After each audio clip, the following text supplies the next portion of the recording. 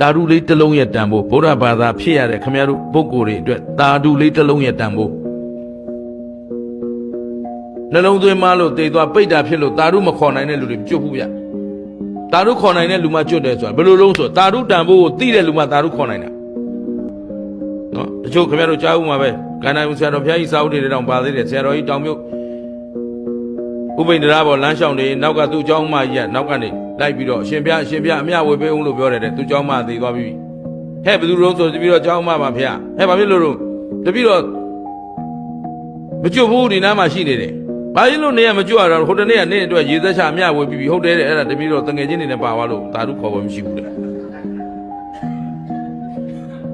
ရှင်ဘုရားအမြဝေပေးမှဖြစ်မှာတဲ့